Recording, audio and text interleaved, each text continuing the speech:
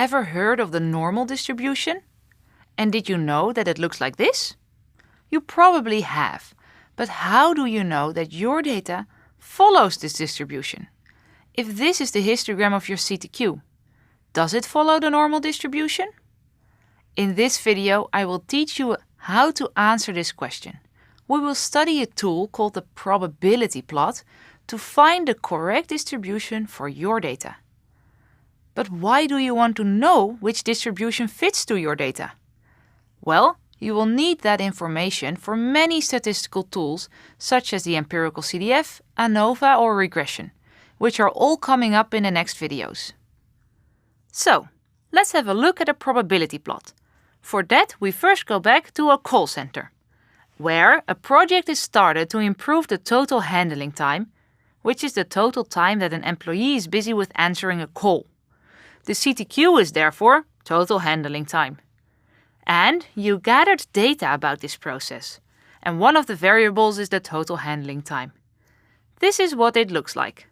In this video, I will show you how to fit a distribution to this data. But first, let me show you the distributions that we will consider. You saw them already in the video on normal, Weibull and log normal distributions. There are many different probability distributions.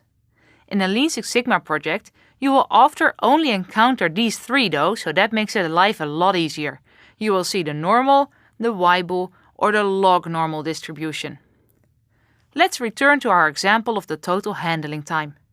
From the shape of the histogram, we can already see that the data is not normally distributed. But is it then Weibull or log normally distributed? The tool we will use to find the best fitting distribution is called the probability plot. Let's take a look at how to make one with Minitab. So, pause the video, load your data before you continue. I only copied the variable THT or total handling time into Minitab, but you can have the rest there too, doesn't matter. For the probability plot, we go to Graph, and then you find the probability plot over here. Select.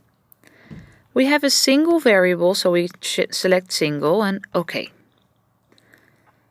Well, we want to make a probability plot for total handling time. That's it. OK, let's have a look. This is a probability plot for the normal distribution. Let's make one for the log normal and the Weibull before we interpret the graph. So we go back to Graph, you go back to probability plot, single, OK. And we still have total handling time there, but now we go to distribution. And instead of having the default for normal, we select log normal. OK, OK. And we have a second probability plot for the log normal distribution. Let's make another one. An easier way to go back is with this Edit Last Dialog button, and you get there straight away. Go to Distribution and select the Weibull distribution here. OK, OK. And this is our third probability plot. Well, let's have a look at these outputs. This is the probability plot. On the horizontal axis, you see the data. To check if the distribution fits well, we have to look if the measurements, the dots, are on a straight line, and as much as possible between the two outside lines. The middle line represents the normal distribution. We see here that the normal distribution is a poor fit for the total handling time. Let's take a look at another probability plot. Here, the data is compared to the Weibull distribution. The data is not in between the lines, hence, it does not fit well. So, let's take a look at the log normal distribution. Here we see that the data lie in between the red lines, so the data is log normally distributed. If you compare all three graphs, you can conclude that the log normal distribution fits best to your data of THT. As a second check, you can compare the AD values. This is the Anderson-Darling statistic. It measures the distance between your data and the theoretical distribution, such as the normal, Weibull or log normal distribution. The lower the value, the better the fit. So we select the distribution with the lowest AD value. In this case, the log normal distribution has the lowest AD value and therefore fits the data best. Remember this diagram?